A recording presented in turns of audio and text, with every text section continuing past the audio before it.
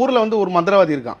அந்த மந்திரவாதி கிட்ட போற கூட்டம் குறைஞ்சிட்டே வருது. இவர்கிட்ட எல்லாரும் போய் சரியாசோ அந்த மந்திரவாதிக்கு அருணகிரி மேல மிகப்பெரிய ஒரு காழ்ப்புணர்ச்சி வருது அப்படின்னு சொல்லி பெரிய போட்டியாகி மந்திரவாதி போய் அரசர் முன்னாடி இவனை நம்பாதீங்க, அவன் ஃப்ராடு அப்படின்லாம் திட்டாரு. அப்ப அருணகிரிநாதருக்கு இவருக்கு ஒரு பெரிய வந்து ஒரு சவால் விடுறாரு. அவரு மிகப்பெரிய காளி பக்தர். மந்திரவாதி, நீ கூப்பிட்டு முருகன் வந்துட்டானா நான் உன் பக்கம் வந்துடுறேன், ஆனா முருகன் வரல, நீ என் பக்கம் வந்துரு அப்படின்றாரு. சரி, அருணகிரிநாதர் சிரிச்சுட்டு ஒத்துக்கிறேன் அப்படின்னு சொல்லி இவர் வந்து அந்த மந்திரவாதி என்ன பண்றாருன்னா, ஒரு நாளைக்கு முன்னாடியே போய் காளி கிட்ட யாகம் பண்ணி அவங்களை காளியை வர வச்சு எனக்கு ஒரே ஒரு உதவி பண்ண, எக்காரத்துக்கு உங்க புள்ள முருகரை மட்டும் இங்க விட்டுறாங்கன்னு சொல்லி வேண்டுதல் வைக்கிறார். காளியோட குணம் என்னன்னா, யாரு கேட்டாலும் என்ன வரவனாலும் கொடுத்துருவாங்க. சரி, காளி வந்து ஓகே என் புள்ள வரமாட்டான்னு சொல்லிடுறாங்க.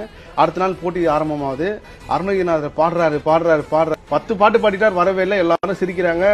ஒரு கட்டத்துக்கு மேல அருணகிரிநாதர் என்ன பண்றாருன்னா, தன் ஞான சிருஷ்டி மூலமா இதுதான் நடந்திருக்கு, இந்த மந்திரவாதி வந்து அவங்க அம்மா கிட்ட கேட்டா முருகர் அவங்க அம்மா புடிச்சு வச்சிருக்காங்க விடாம அப்படின்றப்ப அவங்க அம்மாக்காக 2 பாட்டு போறாரு. அந்த பாட்டுல வந்து அவங்க அம்மா வந்து ரொம்ப மயங்கி ஒரு கட்டத்துக்கு மேல இவர் செங்கேடு எடுத்த சினவடி வேலும் திருமுகமும் பங்கே நிறைத்த நற்பன்னிர் தோலும் பதும மலர் கொங்கே தரளம் ஜொரியும் செங்கோடை குமரன் என எங்கே நினைப்பினும் அங்கே என் முன் வந்து எதிர் நிற்பனேன் பாடி முடிக்கிறப்போ அந்த அம்மாவை தட்டி விட்டு முருகர் வந்துறாரு. தூணை உடைச்சிட்டு வரான். அந்த தூண் இப்பயும் திருவண்ணாமலையில இருக்கு. அந்த தூணை உடைச்சு காட்சி கொடுத்து அருணகிரிநாதர் இப்போ ஆனந்த கண்ணீர் விடுறாரு. எல்லா பக்தர்களும் டடா முருகர் வந்துட்டாருன்னா அப்ப மந்திரவாதிக்கு தெரியுது முருகர் எப்பேற்பட்ட தெய்வம் சொல்லி. இது ஏன் சொல்ல வரேன்னா, பெத்த தாய் அம்மாவையே தன் பக்தனுக்காக தவிர்த்துட்டு வந்தவர் தான் முருகர்.